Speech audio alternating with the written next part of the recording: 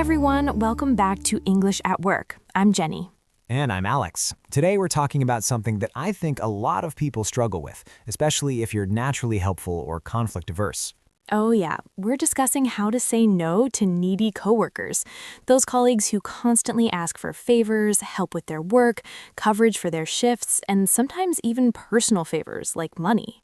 And the thing is, it starts small. Can you just help me with this one thing? And you say yes, because you want to be a team player. But then it becomes a pattern.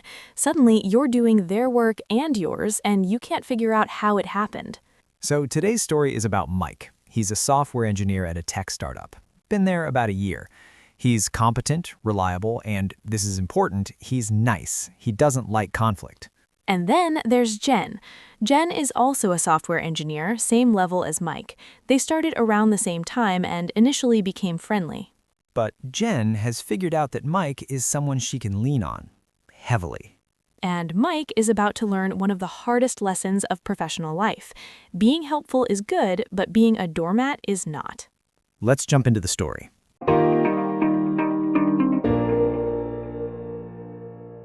So it starts innocently enough. Mike is working at his desk when Jen walks over. Hey Mike, I'm so sorry to bother you, but I'm totally stuck on this bug. Can you take a quick look? It'll just take 5 minutes. Mike looks at his own work. He's busy, but 5 minutes is no big deal, right? Sure, let me see what you've got. He goes to her desk, looks at her code. It's not a 5-minute problem. It's a fundamental misunderstanding of how the system works. But Mike is helpful. He spends 30 minutes walking her through it, explaining the architecture, fixing the bug. Oh my God, you're a lifesaver. Thank you so much. Mike feels good. He helped someone. That's what good colleagues do. But he's just set a precedent. Over the next few weeks, Jen comes to Mike more and more frequently. Mike, can you review my pull request? Mike, can you help me debug this? Mike, can you explain how this API works?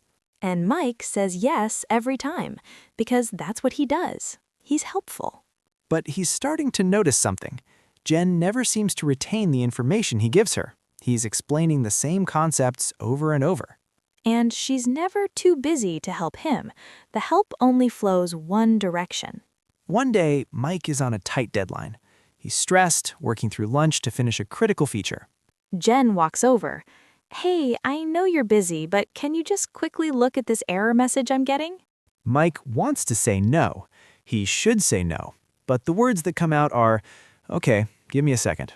He spends 20 minutes helping her. He misses his deadline.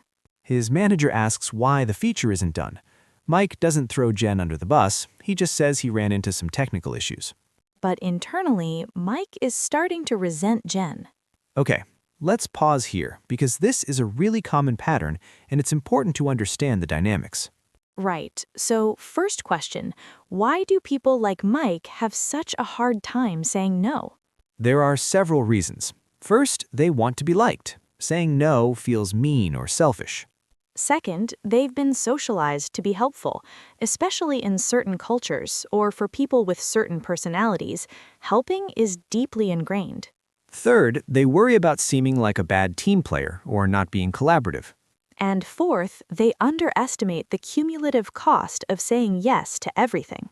Now, here's the thing about needy coworkers. Some of them genuinely need help and will appreciate it. They'll learn and eventually become independent. But others, and Jen is one of these, are taking advantage. They've found someone who will do their work for them, and they'll keep asking until someone stops them. So, how do you tell the difference? Ask yourself, does this person retain what I teach them? Do they help me when I need it? Do they respect my time and boundaries? Are they trying to solve their own problems first? If the answer to those questions is no, then you're being taken advantage of. Let's get back to Mike's story and see what happens next. So things escalate. Jen doesn't just ask for technical help anymore. Mike, I have a dentist appointment tomorrow. Can you cover the morning stand-up for me and give my update? Mike doesn't even know what Jen's working on, but he says yes. He scrambles to figure out her projects so he can update the team. Then, Mike, I'm so tired today. Can you grab me a coffee from downstairs? Mike, I forgot my lunch. Can I borrow $20? I'll pay you back. Spoiler alert, she never pays him back. Mike, can you stay late to help me finish this feature? I promised the client it would be done today. And Mike stays late, again, helping Jen meet her deadline while his own work piles up. Finally, Jen asks for something that makes Mike realize how far this has gone. Mike, I'm really struggling financially right now. My rent is due and I'm short. Could you lend me $500 just until next paycheck? $500 to a coworker who's already borrowed money and never paid it back. And this is the moment where Mike finally says, I can't do that, Jen. I'm sorry. Jen's face changes. Seriously? After all the times we've helped each other? Notice that phrase, helped each other, as if this has been reciprocal. Mike realizes he needs to set boundaries, now. The next day, when Jen comes over with a quick question, Mike does something different. Jen, I need to talk to you about something. I've noticed I've been helping you a lot with various things. Technical problems, covering for you, even lending money. Jen looks defensive. I thought we were friends. Friends help each other. We are colleagues, and I do want to be supportive, but I need to set some boundaries because it's affecting my own work. Notice how Mike said that. He's not attacking Jen, he's stating his needs. Going forward, I'm happy to help occasionally with technical questions, but I need you to try to solve problems yourself first. Check the documentation, ask in the team chat, debug for at least 30 minutes before coming to me. And I can't cover your meetings or responsibilities anymore. I have my own deadlines to meet. Jen is clearly unhappy. Wow, okay. I didn't realize I was such a burden. This is a manipulation tactic, making Mike feel guilty for setting boundaries. But Mike holds firm. You're not a burden. I just need to manage my time better and focus on my own responsibilities. Jen walks away coldly, and Mike feels terrible. He feels like he's been mean. But over the next few days, something interesting happens. Jen is clearly upset with Mike. She barely talks to him. She's cold when they interact. Mike's instinct is to apologize, to smooth things over, but he resists. Instead, he focuses on his own work, and for the first time in months, he's actually able to meet his deadlines without staying late. He notices how much time he was spending helping Jen, probably 10 to 15 hours a week. A few days later, Jen comes to him with a technical question. I'm getting this error and I can't figure it out. Mike asks, "What have you tried so far?" I just got the error a few minutes ago. Okay, spend some time debugging it, check the error logs, search Stack Overflow. If you're still stuck in an hour, come back and I'll help you. Jen looks annoyed, but she goes back to her desk. An hour later, she doesn't come back. Mike checks in. Did you figure out that error? Oh yeah, I found it. Typo in the config file. She sounds almost disappointed that she solved it herself. But here's the thing. She can solve her own problems. She was just choosing not to because Mike was always available. Over the next few weeks, a new dynamic establishes itself. Mike still asks Jen for help occasionally, but much less frequently. And when she does, she comes prepared. I've tried X, Y, and Z, and I think the problem is here, but I'm not sure. Mike helps with those kinds of questions because they're genuine technical collaboration, not dependency. The personal favors stop completely. No more borrowing money, no more covering meetings.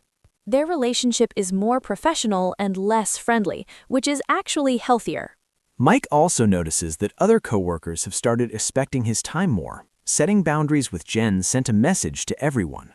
3 months later, Mike gets promoted. His manager specifically mentions his improved productivity and time management. Mike realizes that saying yes to everything was actually hurting his career, not helping it.